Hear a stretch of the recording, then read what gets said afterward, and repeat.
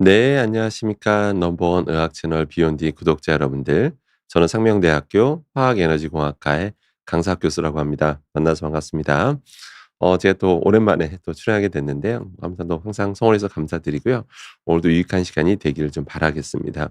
오늘도 제가 한 40분 정도 특강을 하고요. 남은 10분은 또 질의응답 시간을 가질 예정입니다. 그래서 혹시 궁금하신 내용 있으시면 여기 채팅창에 편하게 의견 남겨주시면 중간중간 답변 드리거나 그때 몰아서 답변 드리겠습니다. 자, 그럼 오늘 특강 시작하도록 하겠습니다. 오늘 주제는 바로 마스크입니다. 마스크인데요.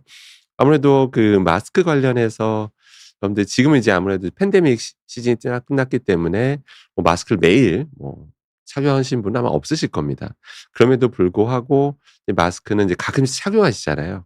그런데 이제 마스크 착용하다 보면 여러 가지 소문들이 있는 게 사실입니다. 소문이 사실이 있고 또 여러 가지 근거를 가지고 나오는 소문들이 있다 보니까 좀 불안한 게 사실이거든요. 그래서 실제 요새 많이 나오는 얘기가 마스크에 대한 바로 미세 플라스틱. 마스크를 착용하면 거기서 발생하는 미세 플라스틱 관련된 그런 우리가 그걸 들이마신다는 거죠. 그런 논란이 있고요. 그래서 그런 논란이 있다 보니까 과연 쓰면 안 되는 건지 뭐 이런 얘기들 또 이런 질문을 제가 또 많이 받게 됩니다. 그래서 오늘 그거에 대해서 정말 어디까지가 사실이고 정말 우리는 무엇을 조심해야 되는지 알아보는 시간을 갖도록 하겠습니다. 자, 그럼 참고로 원래 우리 코로나 시즌 전만 해도 우리가 마스크를 막 수시로 착용하고 그러진 않았었잖아요. 근데 우리 팬데믹이 딱 갑자기 닥치자마자 갑작스럽게 마스크를 전 세계로 많이 착용했거든요. 근데 그전까지 연구된 자료가 사실 별로 없었습니다. 근데 코로나 때 이제 많이 착용하다 보니까 전 세계적으로 관심도가 높아지다 보니까 그때부터 전 세계적으로 연구가 많이 됐다라고 보시면 되겠습니다. 자, 그럼 정말로 마스크를 착용하면 미세 플라스틱이 너무 많이 막 방출이 돼서 우린 걸 다 들이부렸어서 폐병에 걸리는 건지 정말 차근차근 살펴보겠습니다. 자, 먼저 마스크가 위험하다고 하는 근거들. 이제 연구가 됐다라고 말씀드렸잖아요. 그럼 근거들이 있을 거 아니에요. 그럼 그런 근거들 자료들을 제가 한번 정리해서 좀 말씀드리겠습니다. 먼저 여러 자료들 중에서 이 자료도 있는데요. 뭐냐면 어떤 연구진이 실험을 한 거예요. 자, 실험을 했는데 물론 참고로 제가 지금 보여드린 이 자료는 공식적으로 게재된 논문은 아니고 그냥 투고됐다는 사실이 이제 밝혀져 가지고 그걸 내용을 제가 간단히 요약해 드리는 겁니다. 물론 그 여러 심사를 통해서 통과는 해야 됩니다. 근데 아직 그 정도까지는 아니에요. 자, 여기서는 뭐냐면 이 실험을 해 봤더니 정상적으로 호흡 조건에서도 실제 미세한 플라스틱이 떨어져 나오더라.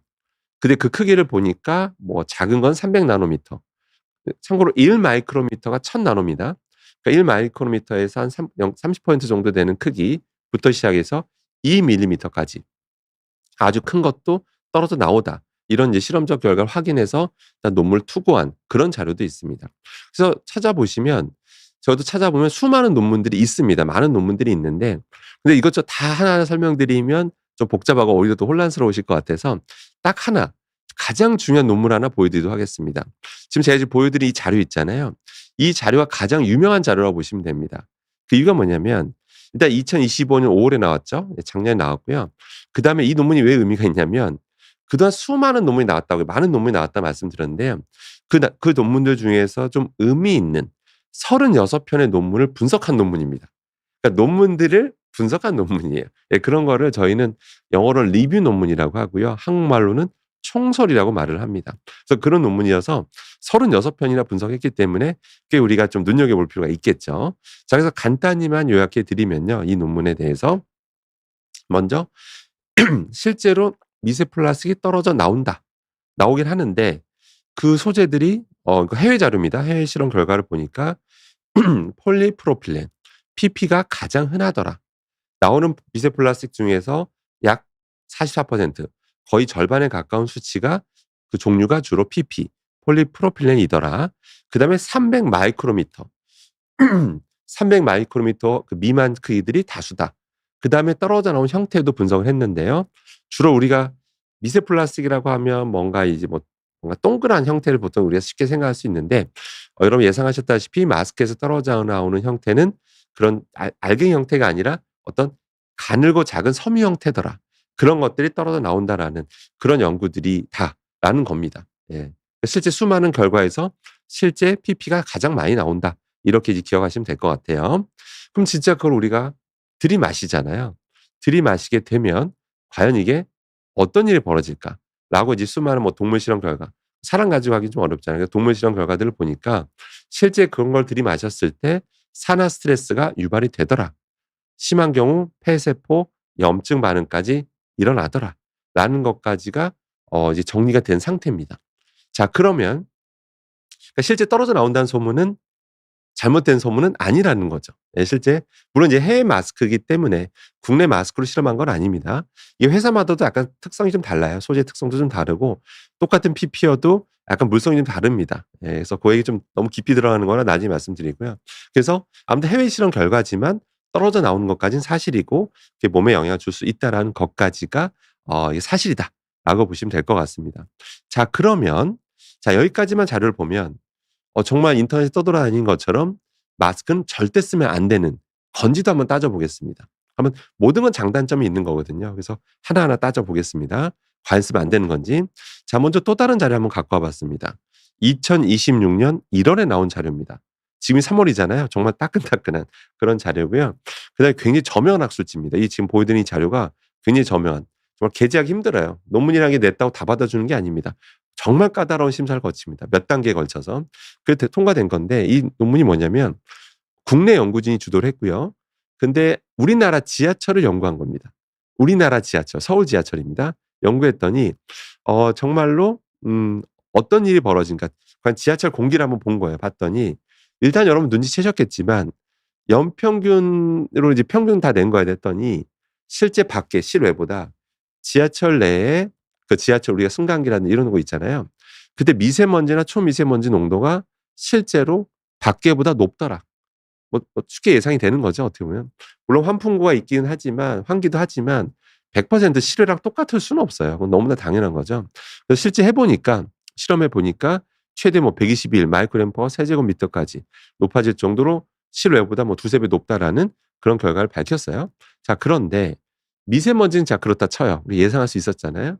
근데 이 연구진이 뭘 초점을 뒀었냐면 과연 공기 중에 떠돌아다니는 미세 플라스틱도 과연 실외랑 지하철 내부를 비교해 본 거예요. 그랬더니 실제로 서울 지하철 공기가 미세 플라스틱 농도가 실외보다 높더라. 그럼 얼마나 높은가를 봤더니 실제로 1세제곱미터당 약 6, 최대 6개까지도 보이더라. 근데 문제는 뭐냐면 이때 기준 크기가 중요한데 보통 20 마이크로미터 이상만 봤어요. 20 마이크로미터 이상만 봐서 6개라 만약에 그 작은 사이즈까지 세세하게 봤다면 저거보다 훨씬 더 많았을 겁니다. 네, 그걸 꼭 기억하셔야 됩니다. 자, 그래서 실제 그 미세 플라스틱 개수를 세 보니까 실외보다 최대 약 4배 정도 높더라. 예, 굉장히 큰 4배 많은 겁니다, 여러분. 40%만 높아도 높다라고 하는데 4배 높더라. 심지어 혼자 또 높은 역사, 유명한 데 있죠. 사당역, 강남역, 이런 데 있잖아요. 서울역. 그런 혼잡도가 높은 역사일수록 실제 공기 중에 미세 플라스틱이 많더라. 미세먼지 많은 건 기본이고 미세 플라스틱도 높더라 이겁니다. 자, 그러면 근데 문제는 뭐냐면 아니 그냥 미세 플라스틱 안 좋은 건 알겠는데요. 근데 이 연구진이 뭘 지적하냐면 그냥 미세 플라스틱이 아니더라. 왜냐하면 지하철이라고 하는 게 전철이 다니잖아요. 전철이 바퀴가 나중에 멈추잖아요. 그럼 멈출 때 끼익끼익 소리 나는 거 아시죠? 근데 미세한 그런 금속 가루가 발생하게 됩니다. 미세한 마찰에서 금속 가루가 공중에 날아가는데 스크린도어가 열릴 때 그것이 샥 바깥으로 승강장으로 올라오죠. 그때 미세 플라스틱이 달라붙으면 미세 플라스틱 하나의 매개체가 되더라. 더 멀리 여기저기 퍼질 수 있게 하는 매개체가 되더라. 그래서 실제 미세 플라스틱을 분석하니까 지하철의 미세 플라스틱 분석하니까 크로미움, 니켈, 랍, 카드뮴 같은 그런 발암성 금속이 강하게 붙어 있더라. 그러니까 일반 밖에서 노출된 미세 플라스틱하고 또 종류가 다르더라. 라는 거를 이 연구진이 최초로 밝혀냅니다. 그중에 실제 많았던 게 뭐냐면 지하철 내에는 미세 플라스틱에 붙어 있는 발암성 금속은 크로뮴하고 니켈이 가장 많더라. 라는 거를 이제 실험적으로 증명합니다. 우리나라 지하철 얘기입니다. 서울 지하철입니다. 그러니까 실제 저 크로뮴, 니켈 몸에 안 좋습니다. 먹어서도 안 좋은데 코로 들이마시면 더 안 좋습니다. 참고로. 예, 그렇다라는 걸 최초로 밝힌 거예요. 실제로 얼마나 달라붙나까지 계산을 해봅니다. 이 연구진이. 만약 한국 성인이 지하철을 계속 오랫동안 탔을 때 평생 폐조직 1g당 몇 개가 붙느냐 이겁니다. 몇 개가 붙냐 따져봤더니 폐조직 1g당 평균 28개 이상의 미세 플라스틱이 축적이 되더라. 근데 문제는 아까 제가 뭐라고 했었죠? 이 연구진이 기준 크기 20 마이크로미터 이상만 봤어요. 그 이하까지 미만까지 봤더라면 어땠을까요? 여기서 뭐 1 그램당 28 개가 축적될 거라고 했는데 이거는 아니죠. 훨씬 더 많을 겁니다. 그게 팩트입니다. 그래서 고렇게 그건 좀 참고해서 들으시면 되고요. 자 근데 문제가 뭐냐면 그럼 이게 달라붙는 정도가 어느 정도일까 봤더니 기존 폐질환 환자 조직에서 관찰됐던 자료들이 있거든요. 폐질환 환자들 보고서에 달라붙어 있던 미세 플라스틱들 양과 비교해 보니까 훨씬 더 오히려 더 많더라. 그러니까 지하철을 오랜 시간 동안 뭐 하루 이틀 문제가 아니라 오랜 기간 동안 계속 꾸준히 탔던 사람이 실제 기존 폐질환 환자보다 더 많은 양이 축적될 수 있다라는 거를 이 연구진이 국내 연구진이 최초로 밝혔다. 이렇게 보시면 됩니다. 아니 폐질환이 꼭 미세 플라스틱 때문이냐? 물론 아니죠. 폐질환 일으키는 원인이 여러 가지가 있는데 미세 플라스틱도 폐질환을 일으킬 수 있다라는 그런 연구 결과는 당연히 있습니다. 예 그래서 그런 관점에서 비교한 겁니다, 이 연구진이. 자 그다음에 그다음에 또 다른 논문 제가 또 보여드리겠습니다. 이번엔 또 다른 논문인데요. 2025년 10월에 나온 작년 10월에 나온 얼마 안 된 자료죠. 역시 인바이러먼트 인터내셔널이라고 저명한 학술지입니다. 내기 어려운 자료고요. 그다음에 이거 독일 연구진이 주도를 해서 연구를 진행했습니다. 요즘 환경 이슈가 되게 크다 보니까 전 세계로 이런 연구들이 참 많습니다. 자, 이 연구진 뭐에 초점을 뒀냐면 단순 초미세먼지가 아니라 초미세먼지는 상대적으로 사이즈가 큰 개념이 많거든요. 2.5 마이크로미터 이상 뭐 이런 건데 아까 1 마이크로미터 1000 나노라고 했잖아요. 근데 훨씬 더 작은 거, 아주 작은 입자들. 여기서 초미세 입자라고 하는 거는 영어로 UFP라고 또 약자로 말하고요. 100 나노미터 이하인 입자들을 말합니다. 100 나노미터 이하의 아주 작은 입자들을 말하는 겁니다. 자, 과연 이거가 과연 사람한테 미치는 영향이 어떨까라는 걸 이제 조사를 합니다. 그냥 한두 번 동물한테 왕창 뭐 노출시켜서 한 실험이 아니라 정말 사람을 분석합니다. 독일 남부에 무려 약 2만 7천 명을 분석을 합니다. 오랜 기간. 남녀 반반이었고요. 평균 나이는 약 50세였습니다. 그래서 과연 이 초미세 입자가 어떤 영향을 미칠지 살펴본 거예요. 했더니 했더니 정말 장기적으로 초미세 입자에 많이 노출됐던 사람은 어떤 일이 벌어질까 봤더니 실제로 그런 사람일수록 고혈압, 심근경색, 그다음에 COPD 이제 폐질환 관련된 발병 위험이 가능성이 높아지더라. 뿐만 아니라 혈당 증가와도 명확히 연관이 있다라는 거를 이 연구진이 최초로 밝혔습니다. 그러니까 초미세 입자에도 너무 많이 노출되게 되면 고혈압에도 심근경색에도 다 영향을 준더라. 이런 걸 밝혔다라는 거죠. 자, 그다음에 또 다른 논문도 제가 갖고 왔습니다. 너무 많은데 제가 좀 설명드릴 뒷받침할 논문들이 너무 많은데 대표적인 것만 갖고 왔습니다. 역시 작년 5월에 나온 자료입니다. 최근 자료고요. 역시 굉장히 저명한 학술지입니다. 이 연구에서 너무나 의미심장한 논문을 발표합니다. 역시 사람 가지고 한 실험이에요. 인바이러먼트 인터내셔널 저명한 잡지에 실었는데요. 이 논문이 뭐냐면 정말 사람을 대상으로 특히 중국에서요. 경찰관이 있죠, 경찰관. 특히 중국은 환경 문제가 너무 심각합니다. 우리나라하고 뭐 비교가 안 돼요. 예, 우리나라가 뭐 미세먼지 심각하다고 하지만 중국 사람들이 보면 이건 정말 애교 수준입니다. 정말 그 정도입니다. 그래서 이제 환경 문제 심각하니까 자 이제 그 중국 충칭시에 경찰관을 분석을 합니다. 경찰관이 이제 40명을 대상으로 해서 절반은 경찰관도 이제 다 업무가 다르잖아요. 내근직이 있고 밖에 있는 교통경찰관이 또 있을 수 있잖아요. 그래서 20명은 교통경찰관, 20명은 사무근로자 반반 나눠서 분석을 합니다. 오랜 기간 이제 분석을 해봐요. 했더니 정말 차이가 날까? 또 성별도 똑같고 그다음에 나이대도 비슷하고 또 일한 경력도 비슷하고 그래서 완벽하게 조건을 표준화해서 이제 분석을 해봅니다. 굉장히 재밌는 논문인데요. 자 그래서 이 연구진이 뭐에 관심을 뒀냐면 야외 교통경찰관은 아무래도 밖에서 교통진도 하다 보면 당연히 타이어 있잖아요. 단지 매연 문제가 아니라 타이어 있죠. 타이어가 마모가 되잖아요, 달리다 보면. 미세하게 마모가 되거든요. 그럼 마모가 되는데 타이어가 보통 플라스틱 일반 고무가 아닙니다, 여러분들. 일반 고무 성분, SBR이라는 어떤 고무 성분에다가 거기다 이것저것 막 첨가를 해요. 첨가의 성분이 막 50에서 100가지 정도 됩니다, 참고로. 그중에서 가장 유명한 게 이겁니다. 6PPD라고 이게 거의 무조건 들어간다고 보시면 돼요. 타이어에는 무조건 저게 들어가요. 저게 들어가면 산화를 방지해 줍니다. 그래서 타이어가 되게 오랜 기간 그 성질을 유지할 수 있게 해 주는 거죠. 그래서 뭐 국내 타이어든 뭐 해외산 타이어든 거의 들어가 있다라고 보시면 됩니다. 그래서 이 연구진이 뭐에 초점을 뒀냐면 단순히 매연 말고 저런 미세한 입자를 들이마시잖아요, 교통경찰관은. 미세한 입자, 타이어 미세 입자들은 계속 들이마시니까 당연히 들이마시면 그 안에 들어있는 저 성분 6-PPD 이 성분도 같이 들이마실 거라 생각을 한 거죠. 더 많이 들이마실 거라 본 거죠. 그럼 과연 몸에 문제가 있을까?라고 이제 조사를 해본 거예요. 실제 왜 그러냐면 그 6-PPD라는 저 성분이 오존이랑 반응하잖아요. 그러면 어떤 다른 물질로 좀 바뀌어요. 산화물로 좀 바뀌거든요. 그럼 그걸 진짜 들이마시면 우리 몸에서 축적이 되거든요. 그럼 정말로 축적되는지 본 거예요. 했더니 충격적인 결과를 발표합니다. 실제 야외에서 오랫동안 근무하는 교통경찰관은 피를 한번 분석해 봤습니다. 했더니 실제로 아까 말한 그 특정 성분의 산화물이 일반 실내 근무자보다 더 높게 나옵니다. 뭐 1-20% 높게 나온 게 아니라 약 3배, 약 3배 높게 나옵니다. 3배면 엄청난 숫자입니다, 여러분들. 30%도 높은 건데 3배입니다. 3배, 약 3배가 높게 나옵니다. 실제 그걸 들이마시니까 몸에 축적되니까 실제 혈액으로 넘어가서 저렇게 높게 나온 거죠. 그래서 왜 그러냐 봤더니 그 이유가 있어요. 이게 몸에 축적돼도 뭐 변으로 배설되면 되잖아요. 근데 저 성분은 체내 축적이 잘 되더라. 뭐 여러 가지 뭐 간이든 지방이든 훨씬 더 잘 축적되더라. 그러니까 소변을 배출이 안 되더라. 그러니까 실내 근무자보다 높게 나왔다라고 이 연구진이 밝히고 있습니다.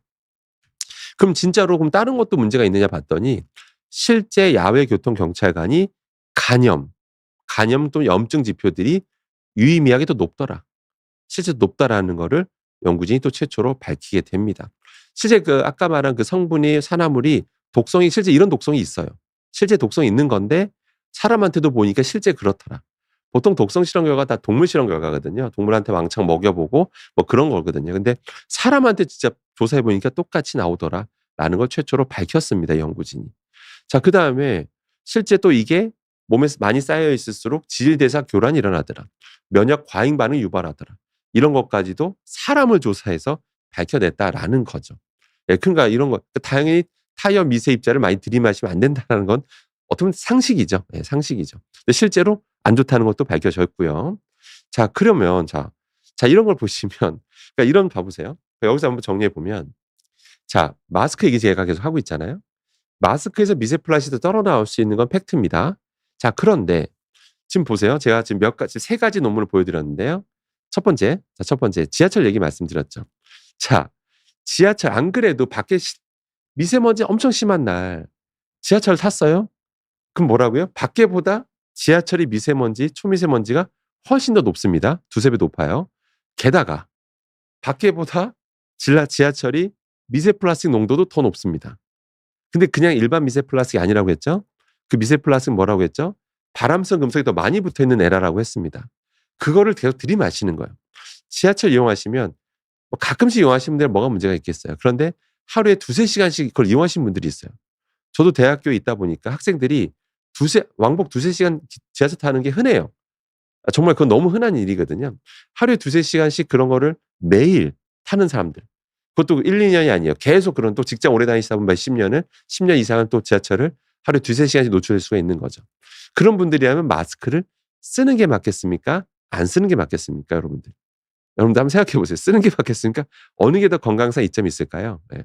마스크에 떨어져 나오는 미세 플라스틱 그 나오는 양도 제가 봤는데 그것과 지속적으로 계속 지하철 타면서 두세 시간씩 노출되는 거랑 또 미세먼지 심한 날 어느 게 더 낫겠습니까? 당연히 쓰는 게 맞는 거죠. 그다음 또 아까 독일에서 나온 연구 결과 초미세 입자 얘기 말씀드렸죠. 초미세 입자 같은 경우는 당연히 그것도 많이 노출되면 굉장히 몸에 안 좋다 아까 말씀드렸잖아요. 그럼 이렇게 말씀하세요. 아니 KF94 마스크를 써도 초미세 입자는 너무 작아서 소용이 없잖아요. 이렇게 질문 주시는데 그렇지가 않습니다. 무슨 얘기냐면 KF94가 보통 300 나노미터까지 걸을 수가 있는데 초미세 입자는 100 나노미터 이하거든요. 그러면 당연히 구멍 크기보다 입자가 더 작으면 당연히 통과할 거라 생각하잖아요. 통과되는 거 맞는데 입자가 그냥 이렇게 다니는 게 아닙니다. 엄청난 그 운동을 하거든요. 그러면서 이 섬유 조직에 붙어버려요. 작은 걸 하더라도 붓는 효과가 납니다. 그래서 안 쓰는 것보다 쓰는 게 더 낫다라는 거예요. 초미세 입자에 특히 더 많이 노출되는 분들. 예를 들어 볼까요? 초미세 입자에 가장 많이 노출되는 분들은 누구냐면 여러분들이 아니라 바로 음식 종사자 분들입니다. 음식 종사자, 식당 종사자 분들. 실제 여러분들 제가 오버하는 게 아니고요. 여러분들 그 급식 종사자분들, 초, 중, 고 급식 종사자분들 최근에 조사한 거 아시죠? 조사했더니 전체 다양한 연령대를 조사했는데 약 32%가 폐 이상 소견을 받습니다. 폐 이상 소견을 받아요. 그분들은 매일 요리를 하시잖아요. 맨날 그 지지고 볶고 튀고 구우시는 하잖아요. 그럼 수많은 미세 입자들이 공중 날아갑니다. 유증기 입자들이나 수많은 분해 성분들이 날아가는데 초미세 입자도 많아요. 그럼 그런 것들 다 들이마시는 분들 하루 8시간씩 그러니까 폐 이상 소견 받으셨잖아요. 그럼 그런 분들은 마스크 쓰는 게 맞겠습니까? 안 쓰시는 게 맞겠습니까? 당연히 쓰는 게 건강상 이점이 더 크다라는 거죠. 이렇게 이해하시면 됩니다. 그다음에 또 아까 중국 경찰관 아까 말씀드렸잖아요. 자, 아무래도 밖에서 일을 좀 많이 하시는 분들이 계세요. 여러분 주변에도 아마 분명히 있으실 거예요. 예를 들어서 대로 길가에서 일하시는 분도 계실 거고 아니면 로드샵인데 로드샵이다 보니까 그러니까 문을 열어놓은 경우도 많잖아요. 왜냐하면 그래도 손님이 더 쉽게 들어오니까. 열어놓고 하시는 분들은 아무래도 도로에 타이어 미세 입자들을 더 많이 노출되는 건 팩트거든요, 사실은. 그러니까 아무래도 타이어 미세 입자에 더 많이 노출될 수 있는 사람들은 쓰는 게 맞겠습니까? 안 쓰는 게 맞겠습니까? 당연히 쓰는 게 맞겠죠.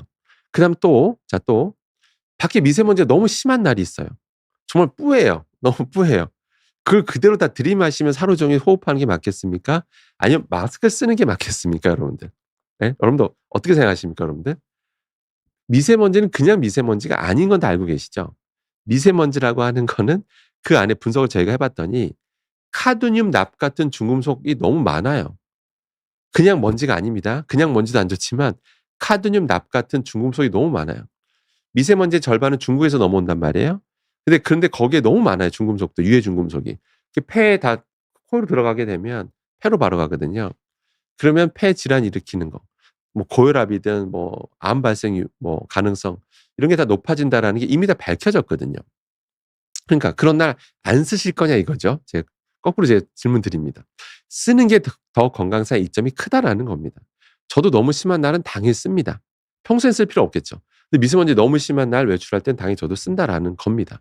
그렇게 이해하시고 또 지하철 짧게 탈 땐 저도 안 써요. 근데 오래 타야 될 땐 저도 쓴다라는 겁니다. 자, 그러면 여기서 되게 여러분 우리가 이런 상황에서 한번 참고할 만한 논문이 있습니다. 굉장히 의미심장한 또 논문이 있는데요. 2024년 2월에 나온 대만 연구진이 뭘 밝혔냐면 참고로 그 얘기 잠깐 마저 할게요. 그 앞서 나온 그 마스크에서 미세 플라스틱 떨어져 나온다고 말씀드렸잖아요. 근데 그런 해당 실험들이 어떤 실험이냐면 실제 사람을 가지고 한 실험이 아닙니다.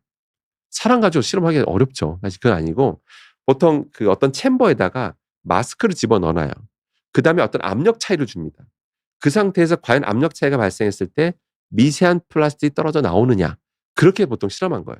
사실 사람이 쓰는 환경과 100% 동일한 환경은 아닙니다.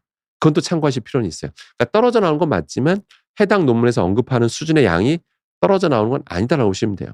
실제 우리가 막 쓰더라도 막 너무 숨쉬기 힘들 정도까지 이렇게 압착하지는 않잖아요. 살짝 떨어뜨려 놓잖아요. 살짝 떨어뜨려 놓더라도 미세 플라스틱 약간 필터하는데 살짝 많이 도움이 됩니다. 참고로. 자, 아무튼 그런 상황에서 2024년 2월에 나온 대만 연구진이 밝힌 논문이 시사한 바가 되게 커요. 이건 되게 우리가 참고할 만합니다.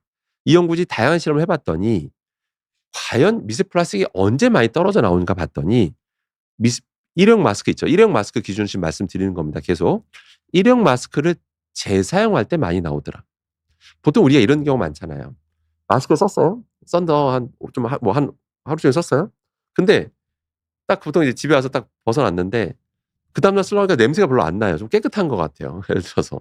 그럼 그 다음날도 쓰는 경우 많잖아요. 그런 경우 많잖아요. 근데 그러지 말라고 합니다. 연구진이. 예. 그 이유가 뭐냐면 한 번만 써도 이게 아무래도 이제 계속 호흡이 나고 수증기가 나오잖아요. 그러니까 조직이 조금씩 유연해져요. 그러니까 좀 더 그럴 때 섬유 형태로 떨어져 나오기 좋다라는 거죠. 그렇기 때문에 일회용 마스크 기준으로 말씀드렸을 때 재사용하지 말라고 합니다. 그러니까 한 번 썼을 때 또 그리고 보통 우리가 필요할 때만 쓰는 거잖아요. 하루에 막 8시간씩 착용하고 있는 경우가 많지는 않잖아요, 요새는. 한두 시간 썼어요. 뭐 2-3시간 필요할 때 썼어요. 그럼 벗어났으면 그걸로 끝이라는 거예요. 다시 그거 좀 냄새 안 난다고 해서 또 쓰거나 그러지 말라라는 겁니다. 실제 8시간 착용 시 최대치까지 올라간다고 돼 있거든요. 그러니까 무슨 얘기냐면 그냥 오래 쓰려고 생각하지 마시고 그냥 한두 시간 정도, 그러니까 필요할 때 외출할 때 필요한 순간에 쓰시고 그다음에 반드시 절대 재활용을 하지 마십시오. 반드시. 냄새 한다 재활용하지 마시고 반드시 정말 일회용 마스크는 일회용으로만 쓰면 좋다. 이렇게만 기억하시면 됩니다. 그다음에 또 연구진이 뭐라고 하냐면 또 팁을 알려줍니다. 실험을 해 보니까 우리가 마스크 착용할 때 좀 만지작거리잖아요. 막 만지작거리잖아요. 그런 걸 행위를 많이 하면 할수록 실제 호흡할 때 더 많이 떨어져 나오더라. 요거를 꼭 팁을 줬습니다, 이 연구진이. 정말 이 연구진이 정말 수많은 경우의 수에 두고 실험을 했더라고요. 그래서 굉장히 의미 있는 실험 논문이었습니다. 그렇기 때문에 반드시 너무 딱 필요한 것만 딱 장착했으면 너무 계속 만지작거리지 마시고요. 한번 착용했고 했으면 무조건 일회용으로만 쓰자라고만 기억하시면 되겠습니다. 자, 그러면 결론은 뭐냐? 필요할 땐 쓰는 게 맞다라는 겁니다. 저도 지금까지 수많은 자료들을 분석해 보고 객관적 결론을 내려보자면 물론 마스크에서 미세플라스틱이 떨어져 나올 수 있지만 필요할 땐 쓰는 것이 더 건강상의 이점이 크다라고 결론 내릴 수 있습니다. 그리고 반드시 일회용 마스크는 일회용으로만 써야 된다라는 것만 꼭 기억하시기 바라겠습니다. 중간 결론은요. 마스크에서 발생한다는 미세플라스틱 이슈에 대해서 알아봤고요. 현실적으로 어떤 게 더 나은 선택인지를 설명드리는 시간을 가졌습니다. 자, 그러면 2부 넘어가기 전에 간단히 이거 질문도 많이 주셔 가지고 질문 간단히 받고 또 그다음 내용 넘어가겠습니다. 김미님 반갑습니다. 항상 자주 들어와 주셔서 감사드리고요. 먼저 김미님 질문부터 받겠습니다. 천으로 된 마스크가 그럼 더 안전할까요? 라고 질문 주셨는데요. 정말 많은 분들이 궁금해하신 내용입니다. 아무래도 천 마스크 많이 쓰시잖아요. 하고 뭐 또 빨고 다시 하고 뭐 이러잖아요. 그런데 천 마스크는 안타깝게도 기공 크기가 매우 큽니다.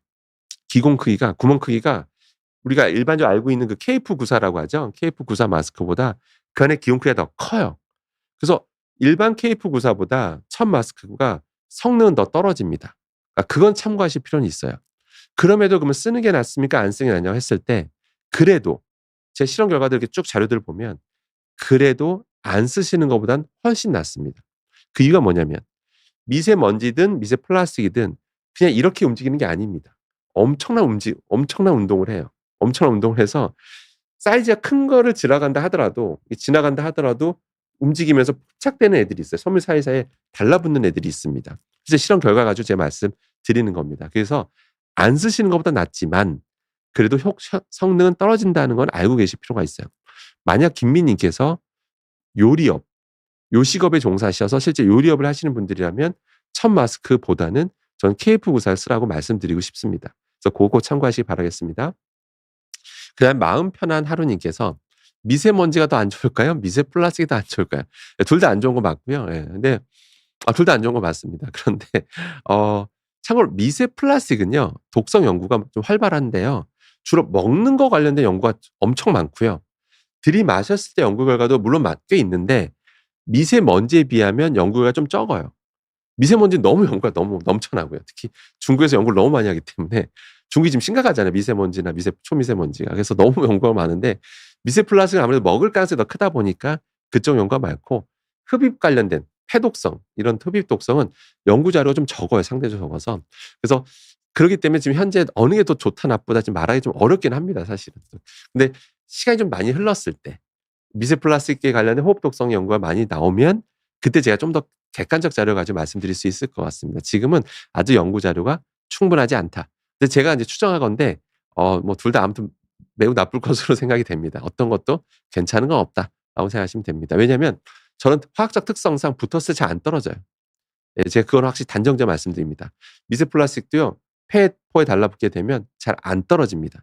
그러니까 아까 앞선 연구 결과도 그랬잖아요. 그걸 계속 들이마셨을 때 1g당 평균 28개가 축적된다라고 그런 결과도 나왔습니다. 잘 안 떨어져서 그런 거예요. 자, 그다음에 동동이님께서 어떤 질문 주셨냐면요. 할인마트에서 멜라민으로 만든 뚝배기를 봤는데 멜라민 안 좋은 거 아닌가요? 깜짝 놀랐네요라고 하셨습니다. 제가 잠깐 물 한 모금만 마시고 제가 좀 답변 드리겠습니다.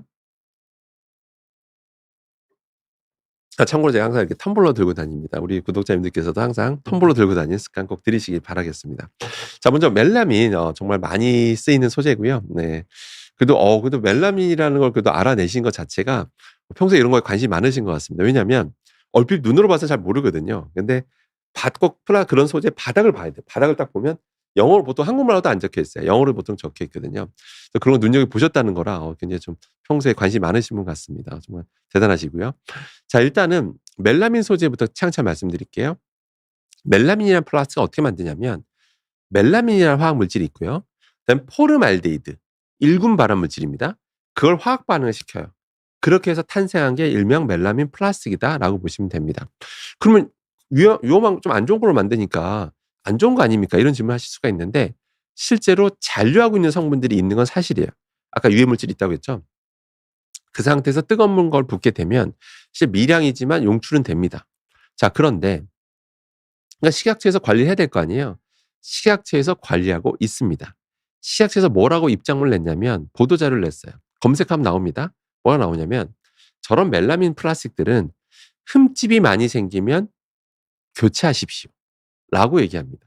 흠집이 많이 생기면. 흠집, 흠집. 흠집이 많이 생겼다는 얘기는 무슨 얘기죠? 흠집이 많이 생겼다는 얘기는 표면적이 늘어났다는 얘기입니다.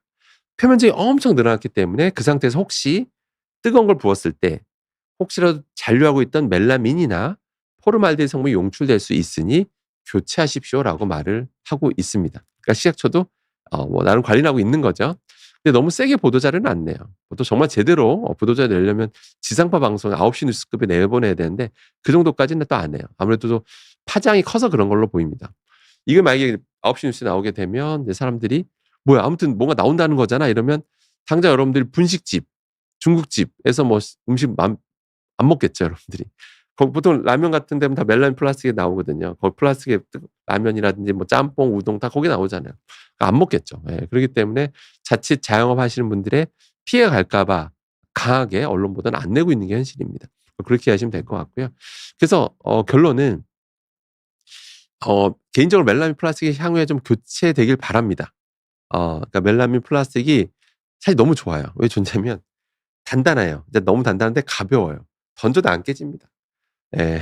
이게 막 이게 우리가 식당에서 하다 보면 이게 뭐 그릇 떨어뜨릴 수도 있잖아요. 근데 그게 유리라고 생각해 보세요. 깨지잖아요. 그 뚝배기라 생각해 보세요. 깨지잖아요. 쉬운데 얼마 보통 일이 아니고 유리면 그 파편이 어마어마하잖아요. 그래서 멜라민 플라스틱은 뭐 깨지지도 않으니까 이런 업소에서 식당에서 포기할 수가 없는 거죠, 사실은. 아무튼 그런데 그럼 저런 거 안 좋다면 새로운 거 개발해야 되지 않느냐? 이렇게 질문 주실 것 같은데요. 실제 많은 기업들이 노력을 하고 있습니다. 노력하고 있고요.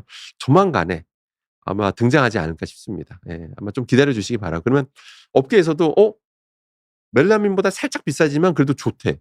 뭔가 유해 물질 가능성이 없대. 그러면 여러분 업계에서도 쓰겠죠. 업소에서도. 당연히 쓰겠죠. 그러니까 사람들도 이제 멜라민을 저거 좀 저런 이슈가 있으니까 딴 걸로 교체한 식당이 있다 그러면 좋아할 거 아니에요. 예. 그렇기 때문에 많은 업계에서 현재 노력 중이다라고 생각해 주시고 조만간에 대체될 소재도 나올 수 있다라는 그런 가능성도 좀 알고 계시면 좋겠습니다. 그래서 결론은 처음에 진짜 초기 제품에는 좀 그나마 저런 어떤 유해물질 용출 이슈가 좀 적은 건 맞는데 좀 이제 흠집이 많이 생기게 되면 식약처 말대로 유해물질이 많이 발생할 가능성이 커지기 때문에 혹시 저걸 사신다면 좀 주기적으로 교체 쓰시는 게 좋습니다. 빨리빨리 교체 쓰시는 게 좋다라는 거 꼭 기억하시기 바라겠습니다. 자, 이제는 상민55 님께서 질문 주신 내용에 답변 드리겠습니다. BPA 프리라고 써 있는 제품들이 있던데 BPA가 뭔가요? BPA 프리면 완전히 안전한 건가요? 라고 하셨는데요. BPA는 비스페놀 A를 뜻하는 거고요. 줄여서 BPA라고 합니다. BPA는 환경 호르몬입니다. 우리 몸에 들어갔을 때 이게 잘 배출이 안 돼요. 마치 호르몬처럼 작동한다라고 해서 그러면서 여러 가지 문제를 일으킨다라고 해서 환경 호르몬이라는 별명이 붙어 있습니다. 자, 그럼 저게 어떤 영향을 미치냐? 일단 몸에서 잔류하면서 내분비계 교란을 일으켜요. 그래서 여러 가지 독성을 일으키고요. 참고로 초경을 빨리 유발하기도 합니다. 보통 최근에 예전에 그 자료를 보니까 요즘 초등학생들, 여학생들의 초경이 되게 빨라지는 거 알고 계십니까? 굉장히 빨라졌습니다. 그 빨라지는데도 기여하고 있는 게 저로 BPA다라고 현재 보고 있어요. 실제 아이들 몸에서 그 몸 조사해 보면 실제로 BPA가 다 관찰이 되고 있습니다. 그럼 많은 학부모님들이 놀라세요. 아니, 저는 우리 애한테 저런 걸 먹인 적이 없는데 왜 저게 우리 아이들 몸에서 나옵니까? 이런 질문 주신 경우가 있는데 나와도 전혀 이상할 게 없습니다. 왜냐하면 저 BPA 일단은 우리가 BPA에 많이 노출되는 그 경로를 먼저 말씀드리면 가장 많은 게 통조림 캔입니다. 통조림 캔. 통조림 캔 내부 코팅제가 에폭시 수지라는 걸 코팅을 하는데 에폭시 수지를 만들 때 가장 많이 쓰이는 원료가 BPA입니다. 비스페놀 A를 제일 많이 써요. 그걸로 만든 에폭시 수지가 제일 많이 써요. 효과가 좋거든요. 왜냐면 금속이 부식되면 안 되기 때문에 코팅을 하겠죠, 당연히. 코팅을 하는데 그래야지 부식된 성분이 음식으로 안 넘어오잖아요. 그러면 저는 가끔 이러세요. "아니 저는 아이들한테 통조림 캔을 안 먹이는데요." 이렇게 말씀하시는데 그거는 오해이십니다.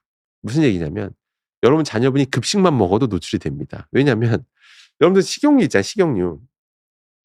식용유 같은 거 이제 드럼 통째로 오거든요, 급식 이런 데. 그럼 드럼 통째로 오면 드럼통 내부 코팅제도 다 에폭시 수지입니다, 참고로 얘기하면. 그러니까 그런 그런 에폭시 수지에 코팅된 상태에서 기름진 성분이 노출돼 있으면 미량이지만 뭐 극미량이지만 서서히 용출이 돼요, BPA 성분이. 그러니까 실제로 통조림 캔 제품 조사한 결과를 보면 거의 약 90% 가까운 숫자가 그 BPA 성분이 검출이 된 적이 있었어요. 그러니까 놀라울 일이 아닌 거죠, BPA가 용출돼도요. 그러니까 아무튼 그런 겁니다. 자, 그런데 이제 그러다 보니 BPA가 이제 문제 있다는 게 밝혀지면서 이제 BPA 프리 제품 이런 것들이 이제 굉장히 많은 각광을 받기 시작하죠. 뭔가 BPA가 안 좋은 것 같잖아요. 그러니까 BPA 프리하면 뭔가 안전한 것 같잖아요. 그죠? 그래서 하나하나 좀 말씀드리면 먼저 통조림 캔 업계에서도 이걸 좀 발빠르게 움직입니다. 자꾸 통조림 캔 하면 BPA라는 단어가 따라다니니까 그게 싫은 거예요. 그래서 다른 걸 써요. 다른 걸로 에폭시 수지를 만듭니다. 그래서 내부 코팅을 해요. 그러면 BPA가 안 나오겠죠. 실제 BPA가 안 나옵니다. BPA로 만든 게 아니니까 나올 수가 없겠죠. 그래서 겉에다 홍보를 해요. BPA 프리 제품. 그러면 사람들은 일단 안심을 하게 돼요. 적어도 통조림 캔 제품에 있어서는 안심할 수밖에 없겠죠. 그런데 문제가 있습니다. BPA 대신 뭘 주로 많이 쓰냐면 BPS로 만듭니다, 요새는. BPS. 비스페놀 S입니다. 이름도 비슷하죠? BPS. 근데 요걸로 만든 에폭시 수지가 요새 좀 유행이에요. 그러니까 거짓말한 건 아니죠, 업계에서는. BPA가 안 나온다고 말을 하는 건 사실인 거죠. 그럼 BPS가 나올 수 있지 않느냐 할 수 있는데 나옵니다. BPS가 똑같은 원리로 용출될 수 있는데 미량이지만 그럼 BPS는 독성이 어떻습니까?라고 질문 주신다면 BPA는 역사가 너무 오래됐어요. 그 연구 결과 많죠. 차고 넘쳐요. 근데 BPS는 쓰인 지가 얼마 안 됐죠. 그 연구 결과 별로 없어요. 별로 없습니다. 그러니까 뭔가 안전한 것 같잖아요. 근데 최근에 BPS 관련된 연구도 이제 막 전 세계적으로 이제 활발해지다 보니까 조금씩 나오고 있는 추세입니다. 그래서 최근에 자료들을 이렇게 보면 역시 독성 결과가 있습니다. 당이 우리 몸에 들어왔을 때 안 좋은 건 맞고요. 예, 그건 팩트입니다. 그렇기 때문에 통조림 캔 제품 드실 때는 약간 참고하실 필요는 있고요. 그런데 이제 뭐 무조건 뭐 공포심을 가지라는 게 아니고요. 팁을 알려드릴게요. 먼저 통조림 캔에 대해서 말씀드릴게요. 팁에 대해서 말씀드리면 통조림 캔 제품은 그런 BPA든 BPS든 갑자기 뿜어져 나오는 게 아닙니다. 그렇게 말하는 분이 있다면 그거는 잘못 알고 계신 거예요. 서서히 오랜 시간에 걸쳐서 서서히 용출되는 거기 때문에 제조된 지 얼마 안 된 거라면 괜찮아요. 근데 제조된 지 오래된 거면 꽤 많은 BPA나 BPS가 나왔을 거다라고 생각하셔도 돼요. 그럼 뭘 보고 알 수 있을까요? 바로 유통기한입니다.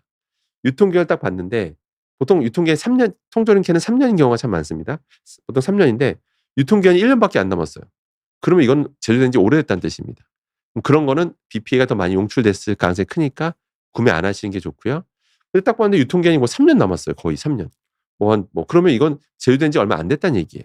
그러면 그런 것들은 상대적 농도가 매우 낮습니다. 거의 없거나. 그렇기 때문에 그런 거 구매하시는 것도 한 방법이고요. 제일 좋은 거는 뭐 통조림 캔 제품을 예를 들어서 참치캔이면 김치찌개 드실 때 김치찌개 붓잖아요. 그러면 국물은 갑자기 안 드시는 거예요. 원래 그런 거 국물 많이 드시지 말라는 얘기는 다 여러분 들어보셨잖아요. 너무 염분 섭취도 많고 막 이러다 보니까. 근데 이런 측면에서 환경 호르몬 측면에서 봐도요. 국물은 갑자기 안 드시는 게 한 방법이에요. 건더기 위주로 드시는 식습관 이렇게 드시는 것도 한 방법입니다. 자, 그러면 그 외에 통조림 캔 외에 가끔 이런 게 있어요. 예를 들어서 어떤 용기인데 BPA 프리 뭐 이런 것들이 있습니다. 그럼 진짜 BPA를 안 쓴 거고요. 참고로 그런 플라스틱 병 관련해서 제가 좀 역사를 말씀드리면 옛날에 폴리카보네이트라고 하는 것들을 많이 썼었어요. 폴리카보네이트 소재가 뭐 투명하고 단단하고 막 그래서 많이 썼었는데 그래서 물병에도 많이 쓰고 막 식품용 용기 있죠. 뭐 그런 데도 많이 썼었단 말이에요. 근데 그것도 BPA로 만들었어요. BPA로 폴리카보네이트를 만들었어요. 그러다 보니까 역시 똑같은 이유로 미량 영출이 되니까 논란이 된 거죠. 그러다 보니까 딴 걸 이제 대체한 추세다라고 보시면 됩니다. 그래서 BPA 프리라고 하면 BPA는 없다고 생각하시면 돼요. 대신 혹시 그게 뭐 투명한 용기였다면, 근데 유리가 아닌데 투명 용기를 강조하면 혹시 BPS 유출 이슈는 있을 수 있다라는 건 참고하실 필요는 있습니다.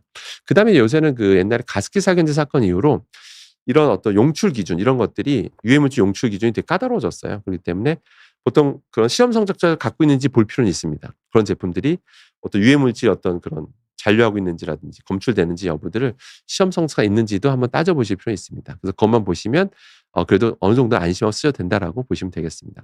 다만 플라스틱 제품이라면 미세 플라스틱 이슈가 있기 때문에 이거를 그냥 평생 쓴다기보다는 흠집이 눈에 띄게 보이면 그때부터 미세 플라스틱이 많이 발생할 가능성이 커진 거기 때문에 가급적이면 주기적으로 교체해서 쓰자라고 보시면 되겠습니다.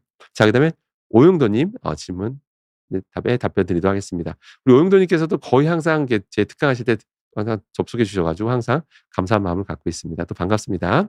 자, 오영도님께서 뭐라 질문 주셨냐면 대학병원 외래 진료 오갈 때마다 멀미가 심해서 자동차 창문을 1-2cm 정도 내리고 다닙니다. 문이 다 닫히면 차 냄새로 멀미가 더 심해서 그래요. 초미세먼지가 높아도 하게 되더라고요. 이게 반복되다 보니 이제 옆 차선에 차가 지나갈 때 그 소리에 귀가 아플 정도가 돼요. 귀를 막게 돼요. 자동차 냄새 때문에 마스크는 늘 하는데 창문 닫아야 할까요?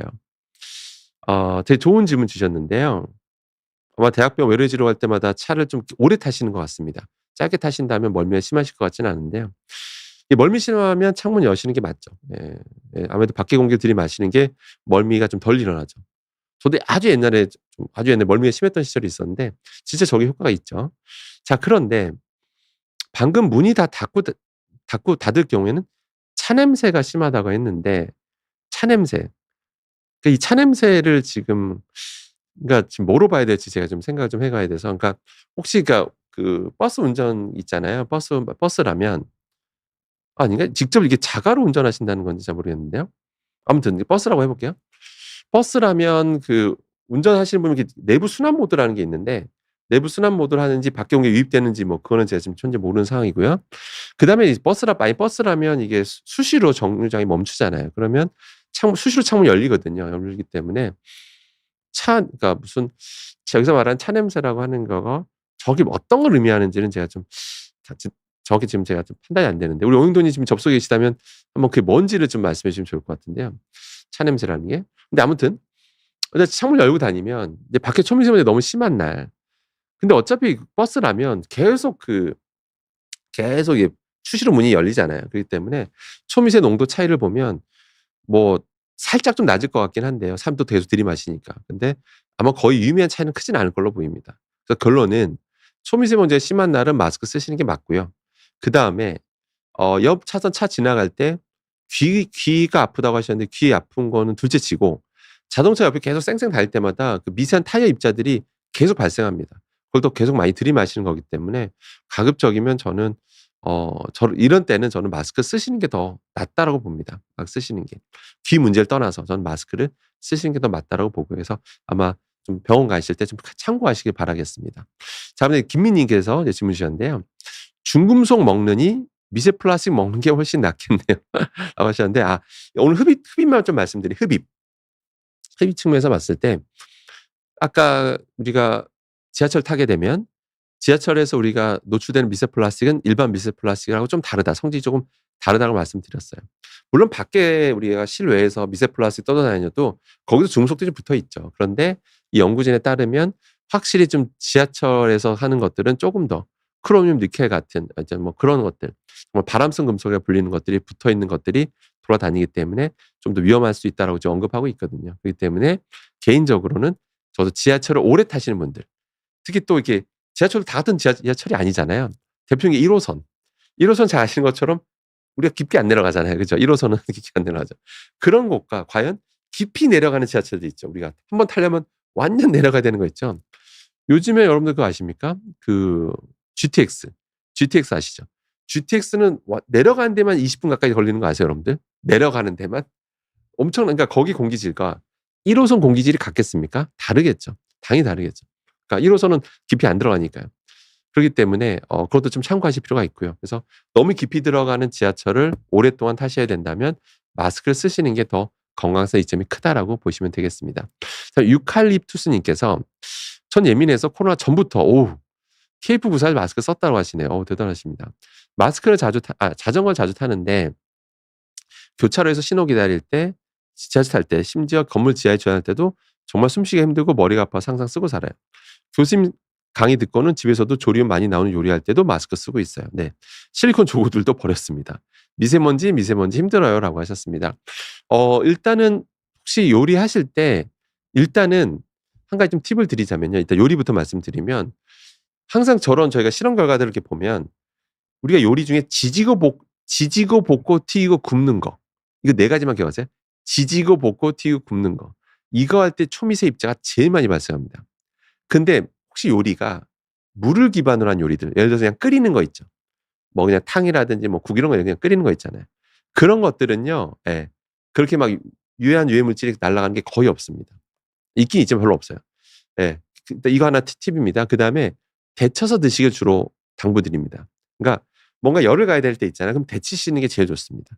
예. 그러니까 그 요리 좀 음식들을 하시는 음식들을 조금은 약간 정갈한 음식 비중을 좀 높이시면 그런 뭐 들이마시는 문제들은 심지어 그냥 창문만 좀 열어 놓고 하시게 되면 정갈한 음식 위주로 요리하시게 되면 마스크를 굳이 안 써도 되실 정도로 괜찮다라고 보시면 될 것 같습니다. 그리고 실리콘 도구들은 다 버렸다고 하셨는데요. 실리콘 도구는 참고로 미세 플라스틱 이슈가 좀 있어 가지고 쓰시더라도 주기적으로 교체해서 쓰셔야 된다는 것도 꼭 기억하실 필요가 있습니다. 그다음에 그건 좀 있어요. 실제 저희가 그 교차로에서 신호 기다릴 때도 마스크 쓴다고 하셨는데 실제 그 실험 결과가 있거든요. 어떤 실험이었냐면 우리가 버스 정류장에서 버스 기다리잖아요. 버스나 택시 기다릴 때 버스가 이렇게 멀리서 오잖아요. 그럼 나중에 멈추잖아요. 그러면 끽 소리 하면서 멈추잖아요. 그때 거기다 그 실험 측정 장비 실험을 보니까 끽 멈출 때 치솟더라고요. 그 미세먼지나 또 그 타이어가 멈춰 나는 마모할 때 나오는 초미세 입자들 있죠. 타이어 미세 입자들. 그 농도가 치솟습니다. 그럼 그 앞에 바로 서 있던 사람과 좀 멀리 떨어져 있던 사람과 들이마시는 양이 누가 더 많을까요? 당연히 좀 멀리 떨어졌던 사람이 덜 마시겠죠. 왜냐면 발생하자마자 흩어지잖아요. 근데 그 앞에서 그걸 그대로 가까이 있는 사람과 아닌 사람은 차이가 있을 수밖에 없다라는 거. 그래서 고것도 좀 참고하실 필요는 있습니다. 그래서 좀 이게 대로변에서 많이 오래 서셔야 또 대로변 그러니까 항상 그 대로변에 자주 계시는 분이라면 좀 마스크 착용도 그러니까 오래 하신다면 마스크 착용도 참고하실 필요는 있을 것 같습니다.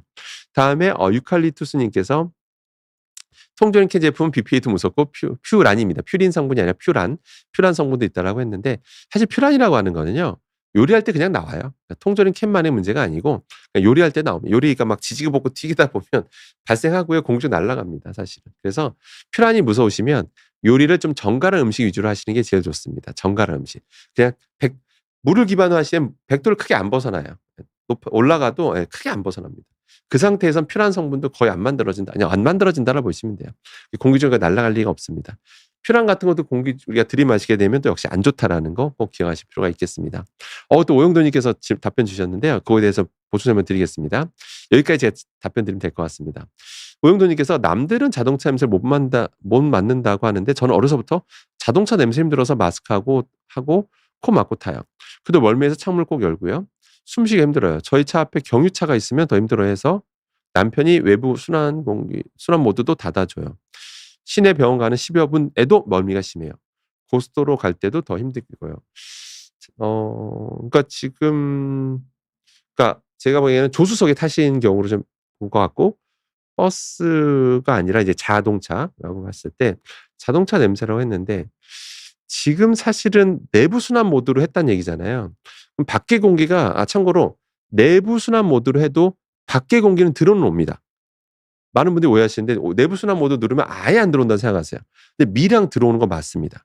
미량 들어오는 건 맞아요. 왜냐면 완전히 차단하면 안 됩니다, 여러분들. 그게 더 위험해요. 왜 그럴까요? 완전 차단하면요. 자동차에서 계속 생각을 해 보세요. 그 밀폐된 공간에 외부 공기 아예 안 들어오게 되면 더 위험합니다, 사실은. 더 위험해요. 다 아마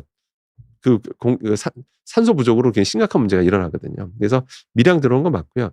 내부 순환 모드에도 미량 들어오는 게 있는데 실제 그 실험한 결과도 있고요. 밖에 차가 있을 때 밖에서 나오는 매연이나 이런 것들이 좀씩은 들어와요, 사실은. 그래서 아마 그런 냄새들을 말씀하시는 것 같습니다. 근데 그런 자동차 그런 매연들이요. 주로 이제 가장 많은 게 질소산화물들. 대표적인 게 이산화질소가 많은데 사실 그런 것들은 그런 것들이 들어오게 돼도 사실 마스크로 100% 거르는 건 좀 불가능하긴 합니다. 너무 작아서 그래요. 초미세먼지, 초미세 입자하고는 차원이 다른 수준의 작은 사이즈입니다. 그래서 마스크를 사실 거의 못 걸러요.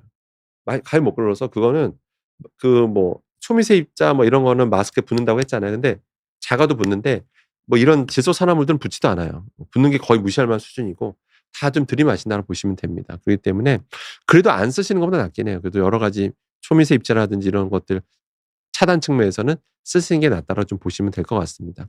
그래도 창문까지 여시는 거는 쪼끔은 저는 좀 아닌 것 같습니다. 참 지금 말씀하시는 거 보니까 그 차단했는데도 미세하게 들어오는 것 때문에 그런 거라면 창문 열면 물론 찬바람 쐬는 건 좋지만 역시 또 마찬가지로 그 타이어에서 발생하는 수많은 입자들 이런 것도 있기 때문에 또 창문 열었을 때 나오는 매연은 더 많이 들어오거든요. 그렇기 때문에 그것도 좀 참고하실 필요는 있겠습니다. 그래서 너무 답답하시면 가끔씩 창문 여시면 좋겠지만 계속 열고 다니는 거는 쪼끔은 좀 지양하실 필요는 있을 것 같습니다. 이렇게 또 이렇게 금요일 오전 10시 사실 접속하기 매우 힘든 시간대인데요. 근데 이렇게 많이 접속해 주셔서 질문도 많이 주셔서 개인적으로 너무 굉장히 신이 났고 흥이 났습니다. 항상 감사드리고요. 저는 다음 주에 또 나옵니다. 다음 주 목요일 오전 11 시입니다. 다음 주 목요일 오전 11 시에 다시 건강한 모습으로 찾아뵙도록 하겠습니다. 감사드리고요. 항상 건강하시기 바라겠습니다. 감사합니다.